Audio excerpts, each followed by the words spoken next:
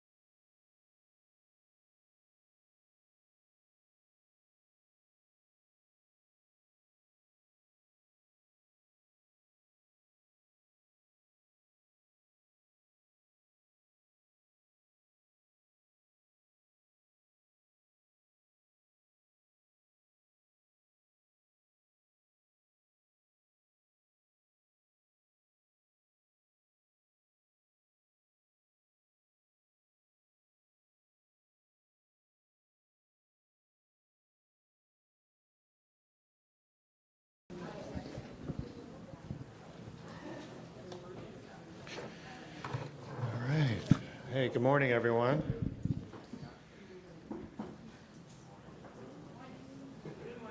All right, good morning, everyone. Welcome back for day 2. We had a great day yesterday. Excellent presentations. I know we'll have more today. We're going to start today with a guest speaker, Jim Vosberg, who is the director of the U.S. Department of Energy's Oak Ridge Institute for Science and Education, ORISE, as we know it. He leads a multifunctional mission there, implementing all elements of the ORISE performance areas, including the STEM workforce development, which MLEF is a part of, scientific and technical resource integration, human subject health and protection surveillance, independent environment assessment and verification, and operations of the Radiation Emergency Assistance Center training site. Jim also serves as the Senior Vice President and Corporate Officer of ORAU, which is the Oak Ridge Associated Universities, the managing contractor of ORISE. I'm going to let Jim tell you a little bit more about himself, but please welcome Jim Vosberg.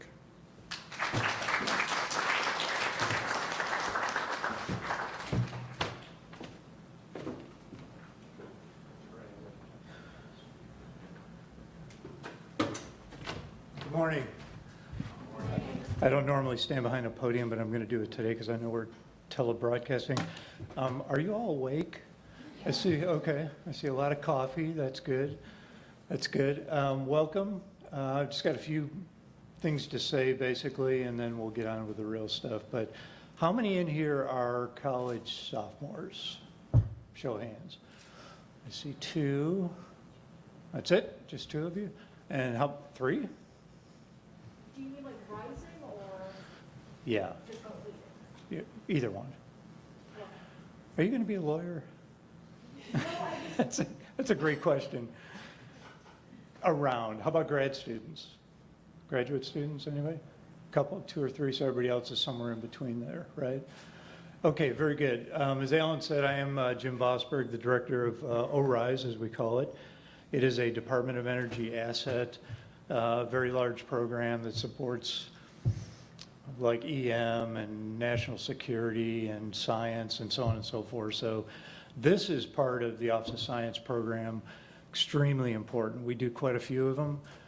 We do some for middle school and high school kids, and then Mickey Leland is just one of our flagship fantastic programs that you've all been involved in. So hopefully you've gotten a lot out of it and you're passing the word to your friends, family, co-students, and so on and so forth. So congratulations to all of you. I did want to recognize a couple people. I thank you, Alan, for being here. Alan Perry, Reggie Spiller, I think is going to be here in a few minutes. Captain Hunter, I believe, may be online, Leah? Okay, so Captain Hunter, if you're listening in, thank you very much for your support. Brad Crabtree and Sandra Penahera, she is not here today. Christina, thank you for your help. And also Samantha and Lauren for your support also. So there are 49 participants in this program. That's a pretty good number. I think a bulk of those are at NETL, which is a fantastic facility. And most of you probably know the history of this program. It wasn't called Mickey Leland at one time. It was called the Minority Education Initiative Program, but is now the Mickey Leland Program. And it's known actually worldwide. I travel sometimes internationally, mostly to DC, but everybody has heard of this program. So when you have it on your CV or your resume, whatever you call it, it's going to be, people will pay attention to it and know that. So your participation in this program is very good for your future, as you all know probably. I did want to mention something that I mentioned to some of the younger kids, the junior high and high school kids, because some of them, unlike all of you, don't realize the importance of STEM education, STEM in the workplace, and so on and so forth. So I told a story a couple weeks ago about I had a high school biology teacher. Her name was Ruth Heath. And we all thought that she was probably the oldest woman on the planet, but she was probably only like 40 years old at the time. But she used to tell me, because we were a bunch of, sports geeks and all that, she used to say, STEM is going to be cool sometime. I know it's not now, it's a biology class and none of you really like it, but it's gonna be a cool thing. I'm thinking, yeah, right. But it is. Nationwide and worldwide, STEM talent is needed in all areas. I'm gonna pitch the government, because that was my career. The government definitely needs STEM talent, and thank you for all being here and taking part in that. I think at this point, since you're in college, you're already on that track to go that direction, but those kids are like junior high and high school kids, and they really don't know if they want to go that way or not, but you are on the right track. Whether you want to go into private sector STEM programs, there's plenty of those, or hopefully you'll come work in a national laboratory, DOE or other federal agency, and we really need your help. So I'm assuming you like it or you wouldn't be here, but it is a great field to be in, and we need you on the government side, but private sector also needs you. So congratulations to all of you. I look forward to this morning's presentations, so on and so forth, but STEM is a good field to be in, so hopefully you're having at least a good time.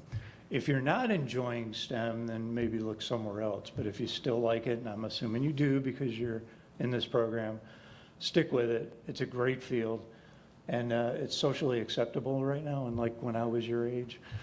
So anyway, congratulations to all of you. I look forward, I'll just be hanging around here for a little bit. Thank you very much, and congratulations to all of you for being in this program. So thank you very much.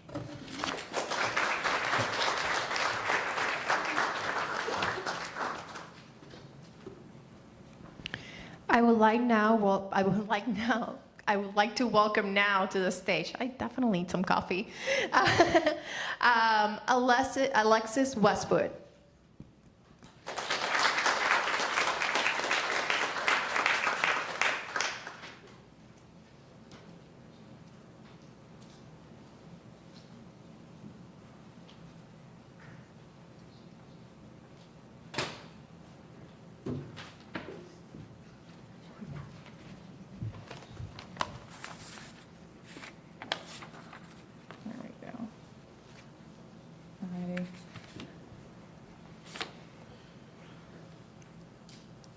Good morning, everyone. My name is Alexis Westwood, and I spent the summer designing a cyber-physical system for carbon capture technology development. A little bit about me. I'm double majoring in chemical engineering and physics at the University of Utah, minoring in nuclear engineering. My future goals, well, right now I'm focusing on finishing my undergrad. But once I'm done with that, I know I want to go into the nuclear energy sector. I'm not sure yet if I want to do industry or research. Fun fact about me, I'm an advisor for the motorcycle club at my university, and I organize like workshops, group rides, and cookouts. There's a picture of my dog in the bottom there and a couple of my vehicles. But let's get into the fun stuff. So what's a cyber-physical system? A cyber-physical system it's like seamless integration of physical components with real-time dynamic modeling software. And it sort of acts as a bridge between models and like a pilot plant, if we're talking research and development timeline.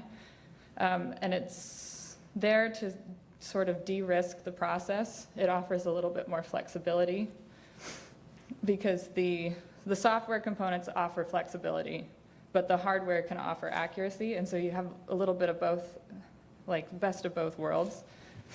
And it ends up being cheaper and faster than just jumping straight from numeric models to the pilot plant. So when you're designing a cyber-physical system, the biggest decision you make is, what parts are we going to have that are hardware and what components are we going to have that are software? And with software, you usually want to use, or you want to use software when you have a component that might not even exist yet, so you can use a model for that. Or if it's a component that's specifically like really fragile or expensive, like in our case, in the case of the facility that I was working with, they have a fuel cell, and that's just modeled because those are millions of dollars normally, and we would have broken a lot of them had we not just been using software. But there's certain times you want to use hardware, like if it's a cheap component, you want to use hardware. Or if it's something that would be really hard to model otherwise, you would also just want to use hardware. So where do I fit into this? This diagram is a schematic that my team had already made before I got there. And so they have a lot of the upstream stuff figured out, and I'm focusing on the little red box there, which is specifically the carbon capture part of it.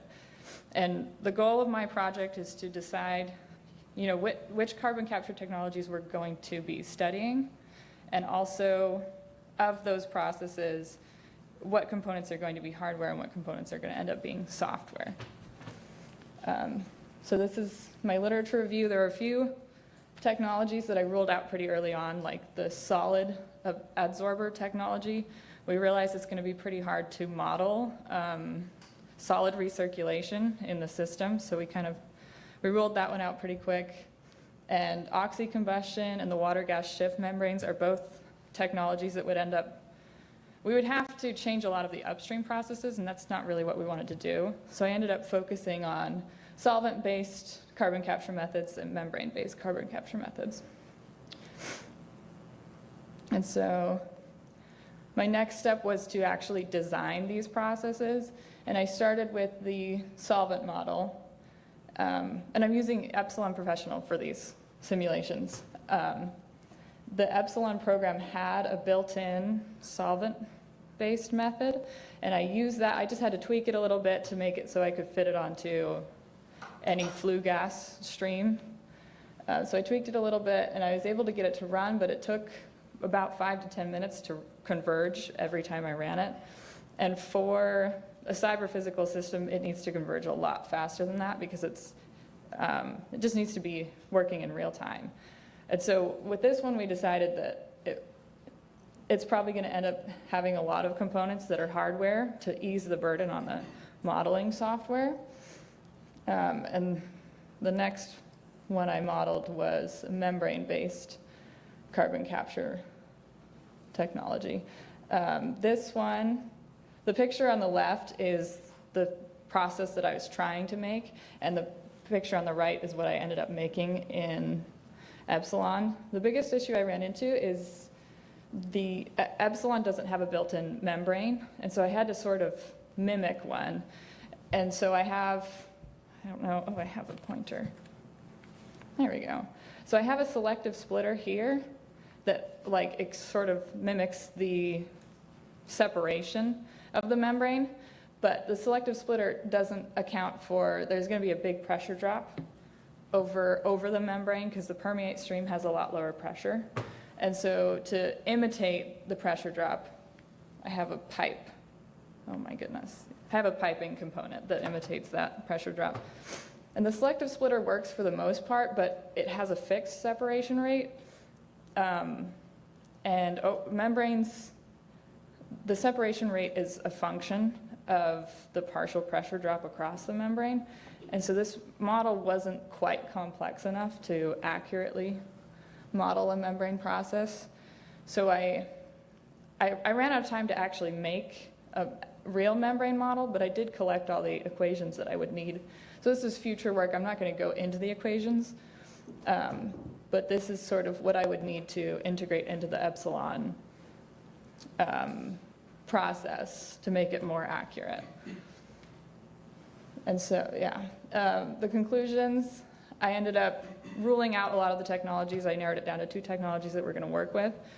And for solvent-based capture, it's going to have to be, a lot of it will have to be hardware because the current model converges too slowly to work as a cyber-physical system. The membrane capture could probably be mostly software, but I'm going to have to definitely complicate, add more details to the model that I have right now.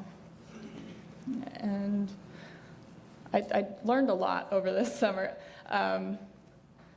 One big thing was the literature review.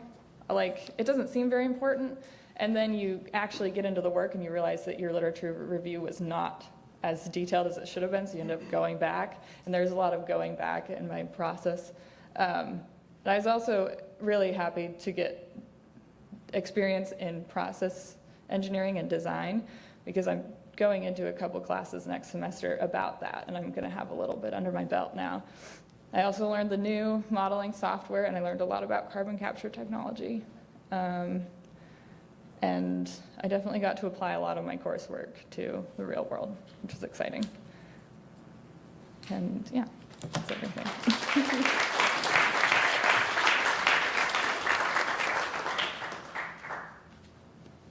Any questions? Hi, Alexis. Hi. Hey, I think one of the neatest technologies that DOE and ETL have been working on for years is Hypersystem. And the stuff that Dave Tucker and his team has been working on, simply fantastic. But help me with something. I thought that this was a fuel cell that had zero emissions. And you're talking like capturing CO2 off this. So where's the CO2 coming from? Isn't this like a battery? Well, Yeah, but where's the CO2 coming from? so it kind of depends on where in the process we're getting the CO2 from, but it's not just a fuel cell. The Hyper facility that I was working with is, so it's a gas turbine coupled with a fuel cell. Okay. Okay, And, from and the it mostly comes from like the syngas for the gas turbine Yeah. is where the CO2 would be coming from. Yeah. Okay, because this is probably the first presentation I think I've seen in several years that's focusing on the carbon capture off of the, but it's really off the gas turbine. Yeah. Right, Pretty okay. much. All right. And you're University of Utah, right? And you're like the head of the motorcycle club out there? I'm not the head. I'm just an advisor. Hey, what a great state to be riding around in a motorcycle, It huh? is a lot of Down to fun. Moab, Yeah. right? And the canyons. Oh, It's a lot of fantastic. fun. Yeah, fantastic. Thanks for that great presentation. Yeah, thank you. Any more questions?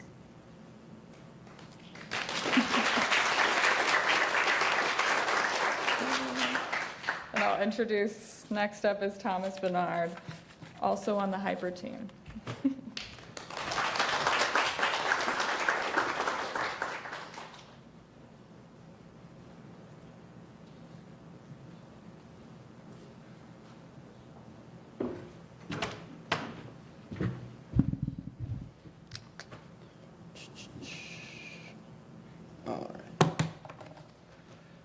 Hi everyone, my name is Thomas Vennard and I will be presenting an analysis of an integrated energy system to produce carbon neutral e-methanol. I worked with Dr. Biao Zhang in NETL Morgantown this summer. Or not this guy. There we go. This is a disclaimer y'all have seen, but I wanted to take this moment to thank people like Christina, Sandra, Reggie, and Captain Hunter for making all of this possible. So, a little bit about me. I am 2 years into my BS in mechanical engineering at Yale. In the future, no matter what industry I work in, I would like to support the clean energy transition, however that looks. And if you look on the top right, you can see the Adirondack Mountains, which are my favorite place to hike. And on the bottom right, you can see a stone wall that I was about halfway through building when I worked as a stonemason a couple summers ago. So, what is methanol? It's the simplest alcohol, but it's also a very important chemical feedstock. So just even the polyester, probably many of you are wearing, comes from a methanol feedstock, but also the fertilizers, the pesticides that we need for our agriculture industries come from methanol feedstocks. If you see this demand curve, we're just about in the middle of it, but you can see that it's about to accelerate in the demand for methanol. Some of that's from the feedstock usage, but also methanol is gaining popularity as a fuel source for something like aviation or shipping, which makes it even more valuable in the future. In the bottom right on the screen, you can see the emissions from different methanol feed sources. So in the red, you can see traditional methanol production, which is something like steam methane reforming, which comes from natural gas. Now on the right, you can see these lower bars come from electrolysis-produced methanol. Now, that second bar to the right is electrolysis-produced methanol from an entirely renewable energy feedstock. You can see there's almost no emissions, which is incredibly valuable, but very, very expensive. So traditional methanol produced through steam methane reformation can cost anywhere from $300 to $400 on the market today. That's prices from, I think, the month of May. However, if you want e-methanol, because of the cost of direct air captured CO2, because of the cost of electricity, which powers electrolysis, which produces your hydrogen for methanol production, it can cost from $1,000 to $2,000 a ton, which is a pretty big leap and makes methanol much less competitive, or e-methanol much less competitive. So, how can e-methanol support the renewable energy grid while also gaining a lot from the renewable energy grid? And the answer is something many other people have talked about today, which is the renewable energy grid fluctuations. The fact that at some points you will have a huge amount of excess power, which will be very low cost, and at other points you will need to have some sort of essentially peaking plant, adding more energy back to the grid when energy is expensive and limited. And that's where this methanol system comes in. So this is our proposed system layout. It has two different uses. When there's excess power from renewables and low energy prices, you have CO2 and steam from direct air capture and a heat recovery steam generator being heated and eventually passing through a solid oxide electrolyzer cell, performing co-electrolysis to produce synthesis gas, or syngas, which other people have talked about before. That is the source for the methanol reactor, which would then produce methanol and store it. At that point, you've used very inexpensive electricity to produce a valuable fuel and chemical feedstock. However, if you have limited power, first, you have an air cycle, which is passing through a compressor and then sweeping excess oxygen out of the solid oxide electrolyzer cell. But if you have limited power, high renewable energy prices, you can add a little bit to that air cycle. And what you add is some of the methanol that you actually created. If you burn that in a combustor, what you have is high energy air, which can then, when passed through the turbine, produce excess power back to the grid if the grid needs it. And that would be more expensive because it's coming in a section of high demand, which is allowing you to maximize profits. So, how did I perform a system analysis on this? Well, first, I read a lot of papers, which I think a lot of people did this summer. But I used a process simulation software called Flownex for the majority of my system analysis. And then when there were individual components that weren't available in Flownex, I used the values and methods from my literature review and then C# code to produce the components. So a little bit about the power consumption of this system found using the Flownex software. In a system scaled to about the size of power plants for methanol production, the SOEC, or solid oxide electrolyzer cell, requires 60% of your operational power consumption, which is a huge number, but also expected, as it is a very energy-intensive process. And this is also hard to improve because this is operating on the assumption that the electrolyzer cell is operating at a thermoneutral voltage, which means 100% of electrical energy is being converted to chemical energy in these reactions. Now, the other 40% is a mix of compression work and heating work. This is a great opportunity for efficiency improvements through things like the heat exchanger you have right here in the heat recovery steam generator. But also, in your compressor, you have opportunities for improving your efficiency through something like a multi-stage compressor with an intercooler. So that 40% is where there could be a huge amount of improvement in efficiency. So where does that leave us price-wise with this system? For just producing methanol, using an average industrial power price from the US Energy Agency and a CO2 estimate from the International Energy Agency, you get a cost of about $1,100 per metric ton of methanol. Now, that's very competitive with e-methanol, not so much with steam methane reforming. However, carbon credits will usually offset your cost for example, direct air captured CO2, which would mean that your price drops down to about $800, which is getting more competitive. Furthermore, if you think about it, you don't want to be buying electricity at the average price. The whole point of the system is you buy electricity when prices are low and produce it when prices are high, making this an even more viable system. But that also makes it a very hard system to control. Unfortunately, there are many components. They have chemical coupling, they have thermal coupling, and you have to balance all of these factors to make it work well. To do that, the goal is to use multi-objective optimization, which is essentially a system that uses many of the different computer science tools that people have talked about to create a supervisory control framework to maximize your efficiency, lower your costs, increase your profits, and essentially that control system would then control the gains to individual controllers for components, such as just a PID controller, which many people in control would be familiar with. All right, so I learned how to use an entirely new process simulation software. Actually, I hadn't used any process simulation software, which made it even more fun to learn about. And I learned about the work that chemical engineers do, because I'm a Mechie major. I've never taken a chemie class, so that was a great challenge. It's something that I got to learn a lot about.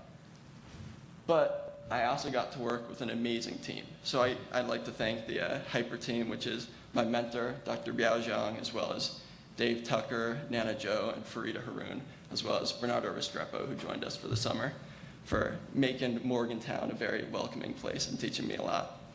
But I also got to explore West Virginia and Pittsburgh, which was amazing. I got to go hiking. You could see a little camping spot in the top row there, up on the highest point in West Virginia. And I got to go visit PNC Park for a Pirates game with a bunch of other NETL interns, which the Pirates lost to my favorite team, so I'm not mad. Any questions?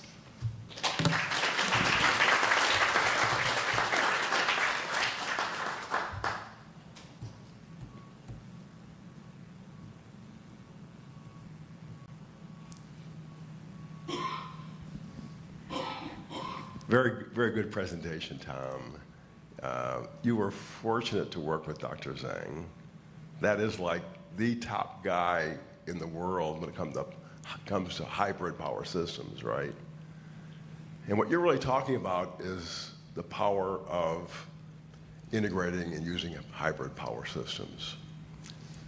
I was pleased to see, though, that you addressed the fundamental issue of all of these systems.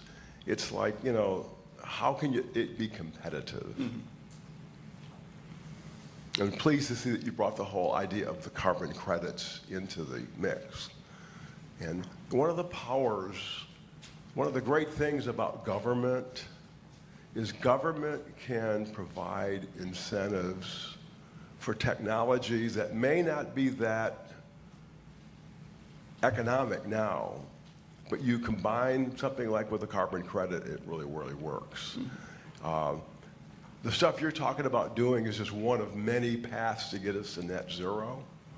And government's going to have to actually help us do that. But eventually, it's got to be competitive, right? Absolutely. It's going to be competitive. So I think you did it's clear you had a good learning experience. Did you have a background in hybrid power systems before? I did not, which made it all the more exciting. And I also got to learn a lot about the actual hyper system with Dave Tucker and the rest of the team, which was a great opportunity. Yeah, that's the ultimate system. And how many individuals were you working with on this team?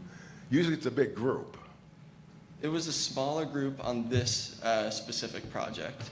So Farida and Biao were both working on different components of this, and then I was working on the system model for, trying out this new software and seeing how it could all come together. Yeah. Was this your first experience, first time going to Morgantown? It was. It was beautiful. It's a beautiful place, great place. Good presentation, Tom, thanks. Thank you.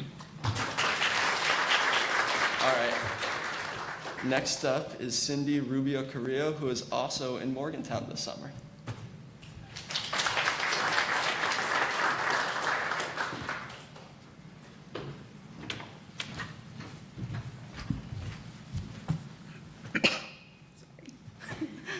All right.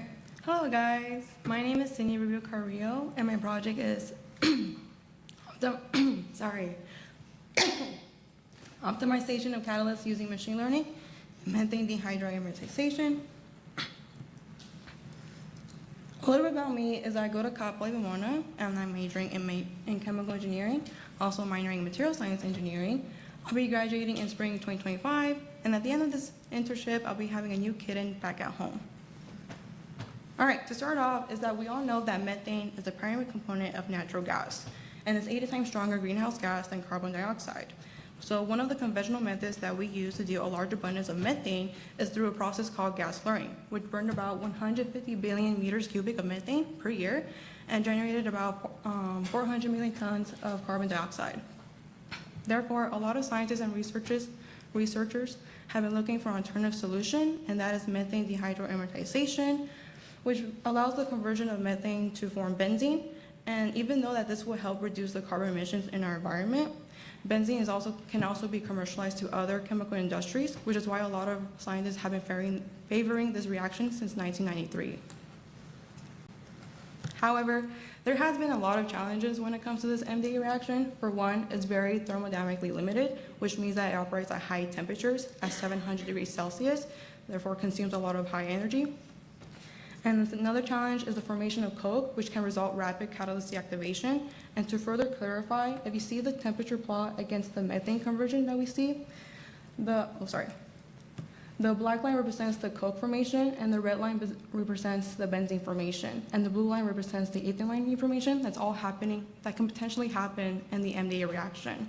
So at 700 degrees Celsius, we see that there's about 20% of methane converting to benzene. However, the coke is highly favorable when it goes through the MDA reaction, which has like an 80% of methane converting to coke. Hence, it will deactivate the catalyst.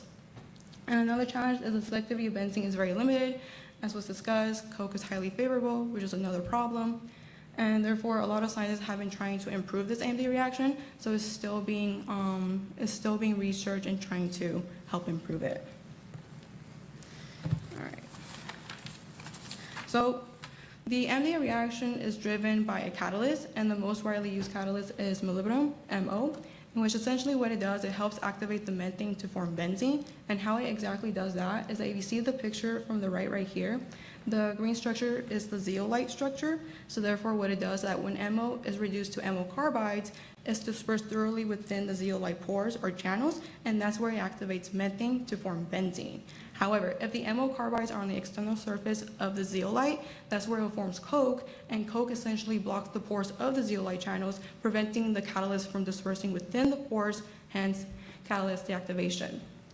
And HCl5 is a zeolite, which is also widely used, and what it does is basically provides the shape selective to benzene. And so our goal here is to help improve the MDA reaction to further optimize the catalyst, and that is by using machine learning. So the machine learning model has much potential to outdo the traditional models when dealing with a large data set, where the MO model has the capability to learn and formulate its own predictions. However, it's highly adaptable and, hence it's highly adaptable and works independently with any given data. Also, the MO model performs more quickly and is more affordable compared to traditional programming. And this is because the traditional model only follows explicit instructions where the code needs to be written step by step. In other words, this program is highly dependent on the known variables only, which limits the flexibility to perform their own calculations as well. All right, moving on, we have researched about 27 papers and collected 186 data points, which are the different variations of catalysts. And so my independent variables will be focused on catalyst loading and SR ratio, and my dependent variable will be the benzene yield percent, essentially because we want to know based on what independent variables produce the highest benzene yield. And before I implement this data set that I collected to the machine learning, there were outliers I needed to eliminate as it can affect the MO's model performance to accurately form predictions and optimizing the catalyst. Therefore, in the next few slides, I will show 3 distributions of each variables based on histogram, box, and violin plots. So this is a histogram plot for the distribution of the benzene yield percent. As you can see from benzene yield percent 0 to 2, there's a high count, so therefore that can be identified as an outlier, which can potentially affect the MO's model performance. So I have to use the trimming method to trim the data out, which essentially did reduce my data, but not that a lot. So this is what it looks like after trimming out the method. As you can see, distributed nicely. And then this is a box plot for the distribution of the MO loading. Those two dots right there are the outliers, so elimination was needed. And then this is a violin plot for the distribution of the SR ratio. As you can see, no outliers were identified in this plot, so no trimming was needed.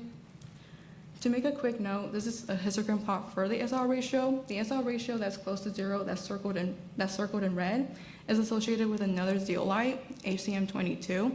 So this was carefully observed with the other visualizations. Okay. Finally, once we eliminated the outliers, we implement the clean data onto machine learning, which is represented by the graph on the right. The graph shows how accurate the ML model is predicting, where the R-square for the training set was 0.89 and the test set was 0.81. The R-square variance correlates to how the ML model fits perfectly with the data and shows no difference between the predicted and actual values. As you can see, it follows a linear line, so we see how the ML model fits perfectly with the data that's given. So now, this visualization is a scatter plot based on the formulated predictions produced from an unseen data set by the ML model. And to further clarify what I mean by that is that we created a new data set to test the capabilities of the ML model, of the ML predictions after it has been trained with the known data set that we've given it. So this is what the ML model has produced based on the unseen data set. As you can see, the benzene yield percent is on the y-axis, ML loading rate percent x-axis, and the different colors represents the ranges of the SR ratio between 10 to 20. And we can see from this scatter plot that the benzene yield percent increases as the ML loading increased as well. So therefore, we can conclude that the highest benzene yield percent is where the ML loading is at 10%, which indicates further optimal loading for that. And the SR ratio, and then the optimal SR ratio will be between 14 to 17, because if you see that little green little bluish dot right there on the top from 10%, that's where it also produced the highest benzene yield percent.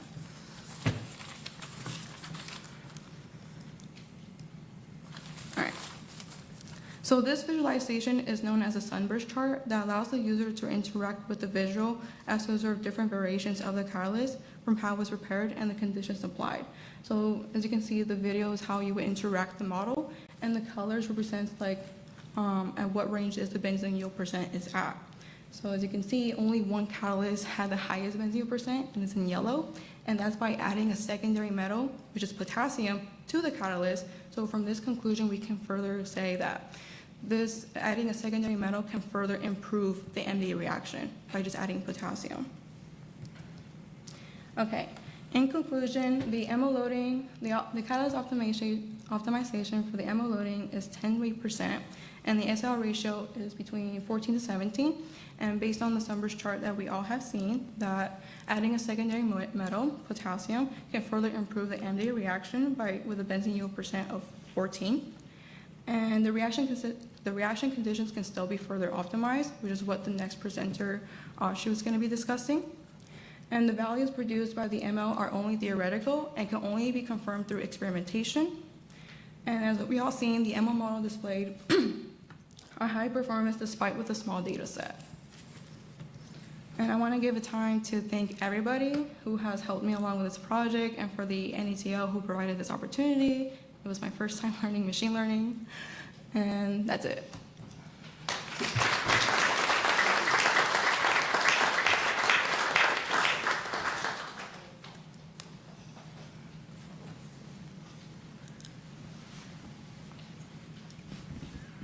Ashu, good presentation. The most important thing that you shared with us, pull up your distributions of the benzene, the histograms. There we go. Look at, This is better. all you folks that are doing this stuff with machine learning, okay? Everyone who's working with machine learning type stuff, okay?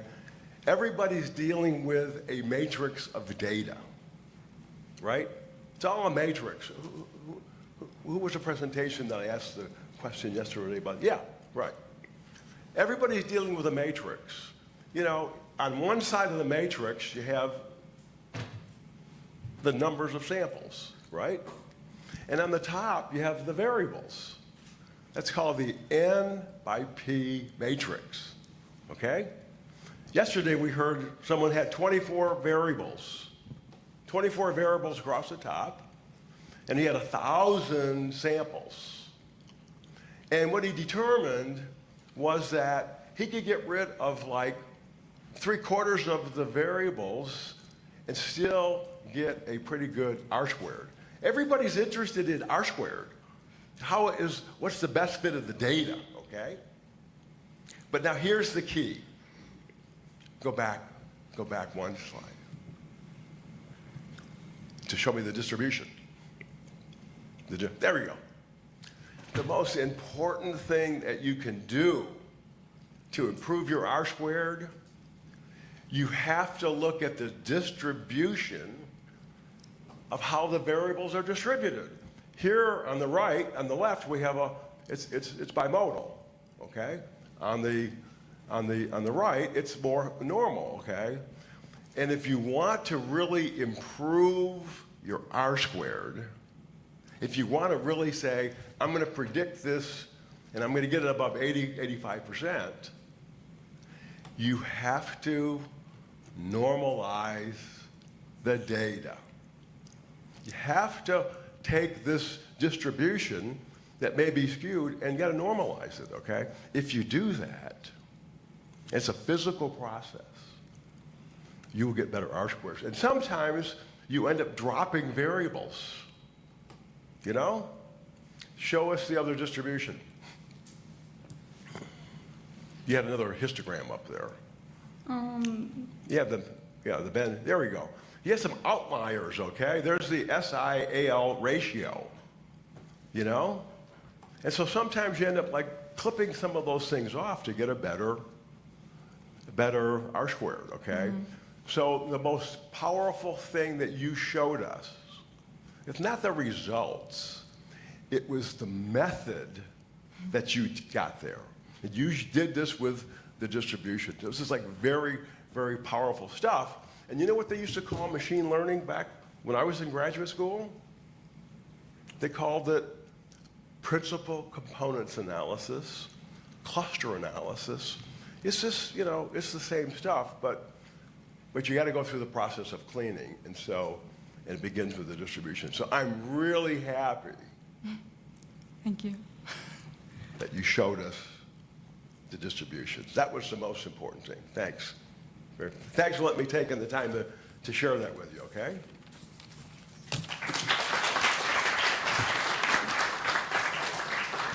All right. Our next presenter is Ashish.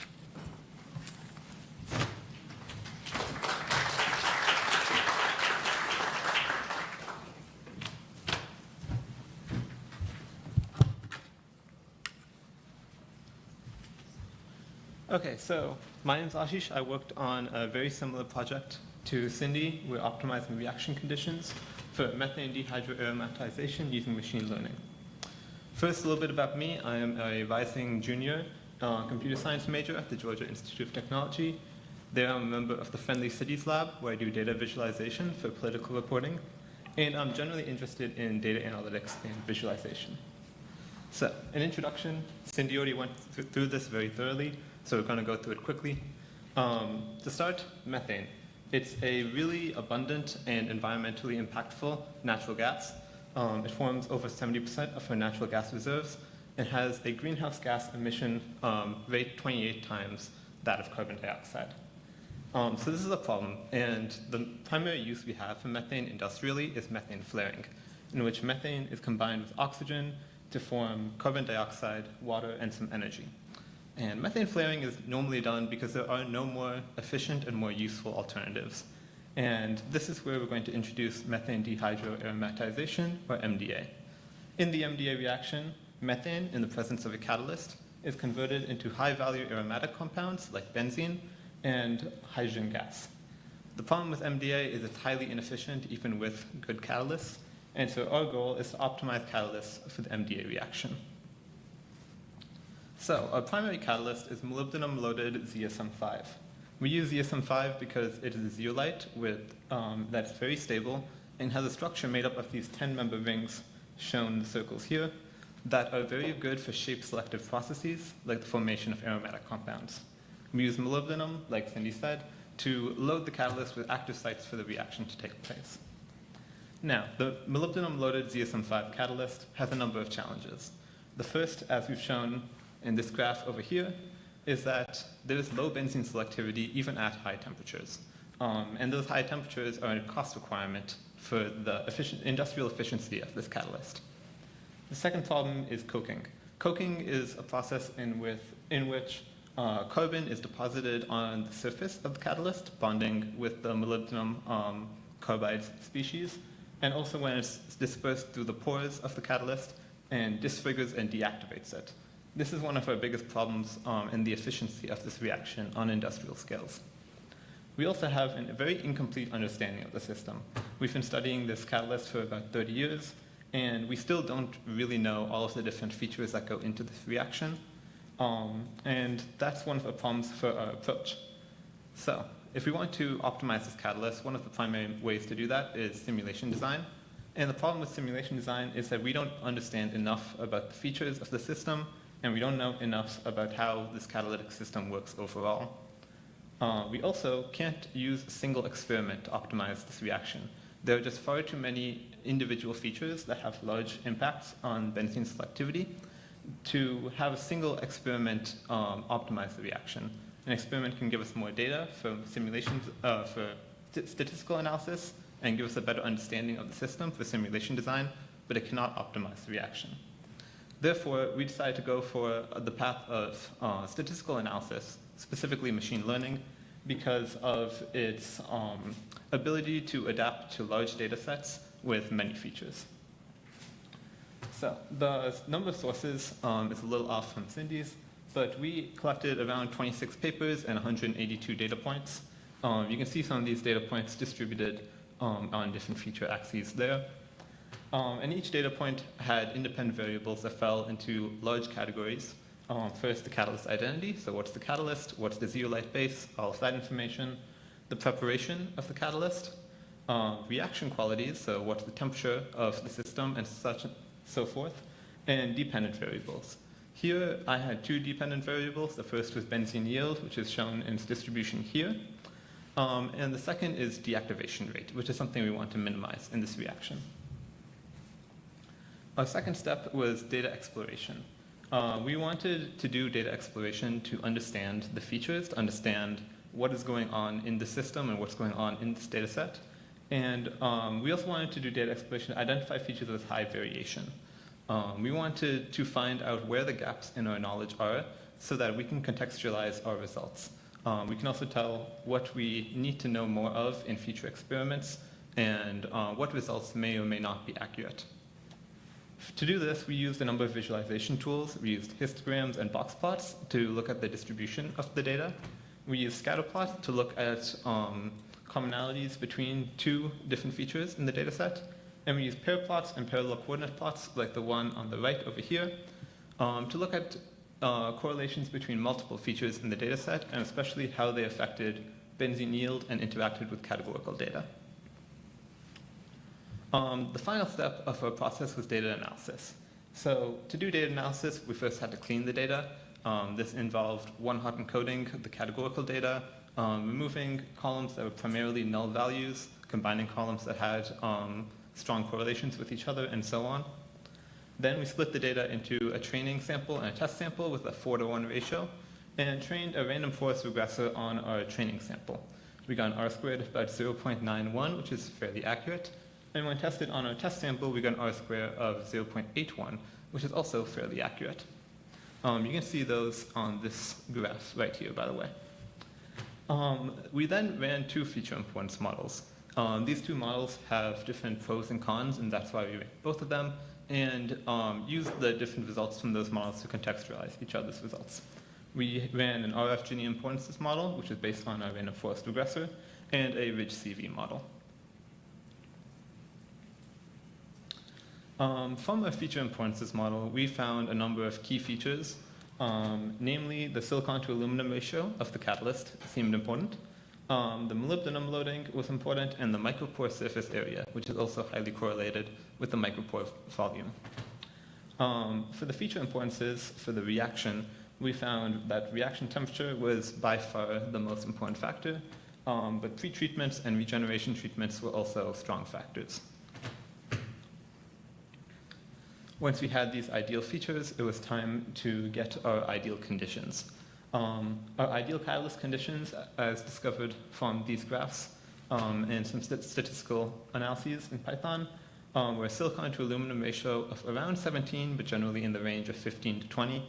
A molybdenum loading of 9 weight%, which is the lowest we can get before it starts plateauing out here, and a micropore surface area about 353 square meters per gram. The ideal reaction conditions were a reaction temperature of 750 degrees Celsius, which, as you can see here, is the first time the benzene yield jumps up before plateauing. A regeneration time of around 60 minutes between pulses of methane, and a pretreatment of 750 degrees Celsius for around 15 minutes of a 1-to-1 ratio of methane and hydrogen gas. Now, these are pretty good results. They're a great jumping off point for future analyses and future discussions, and that's where I want to take this project further. In future studies, I would like to repeat this project, but with more data and more varied data. We still need a lot of data on 2 primary features. I'll go back here. 2 major features, the first being in the catalyst features, we want to know more about potassium dual loading. Like Cindy said, potassium dual loading has shown a lot of promise, but we just don't have enough data to make any conclusive claims about it. So more data on potassium dual loading would be very helpful for the continuance of this project.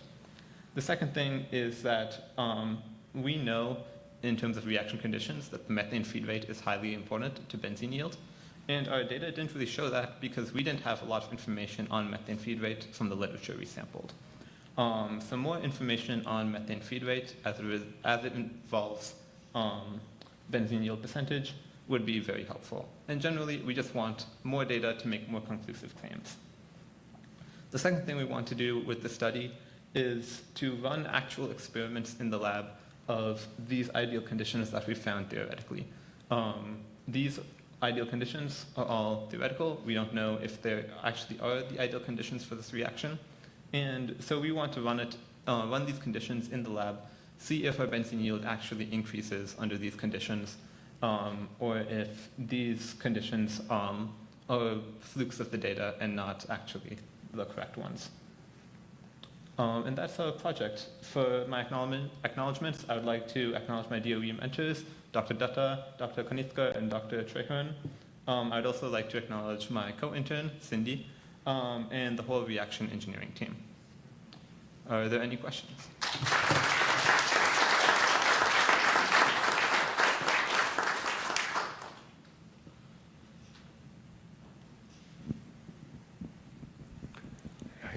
I called Cindy, your name, my apologies, Cindy, Ashu. Yeah. So, again, bravo on the methods. You're a computer science major, right? Yeah, I'm a computer science major. So have you taken any statistical courses? You're at the University of Georgia, right? Georgia Tech. Georgia Tech. Yeah. So have you taken any stats classes at all? Not yet. Most of my courses have been in Java programming and like object-oriented programming. Okay. So the thing, again, I'm very impressed with your presentation because you told us, here are the steps. Cleaning the data. I love that. And cleaning the data was what we talked about. It's the normalization process. You went through the methods before you gave us the results. So excellent, to you and to your mentor for that. Did you collaborate at all with Cindy? Was there any collaboration at all between the two of you? Yeah, so we both got half of the papers to get our data from, and then put our data together into a larger database, and then from there we separated off to do our data analysis. Yeah, so you had the same data set. We had the same data 182 samples, right? Yeah. And your variables, you had, 5, 6 variables, right? We actually had closer to like 40 variables. Oh, you had more. Yeah, the problem one of the problems was, one of the problems is that we had a lot of empty cells. A lot of the data was missing or wasn't important enough to report. Yeah. And so that's kind of why we did a random forest model as well. And only a few variables popped out. The other ones could be significant. Yeah. I recommend any of you who, whether you're a computer science major, geology major, engineer, I recommend everybody, you have to take a couple statistics classes. You have to have that. Those are very, very powerful tools. You know, as engineers, we like the engineering mathematics. But everything that you're doing and you're going to be sort of predicting ends up being from a probabilistic point of view. So having some understanding of what defines and how do you tweak and make those relationships stronger comes from those statistical backgrounds. And if you haven't taken any stats courses, folks, I highly recommend you do that. Probably one of the most powerful tools that I was given as a graduate student, 40 years ago. And I'm still using that stuff. So I thought you did a great job. I thank you for going through such details on the method of your research. Good job. Thank you.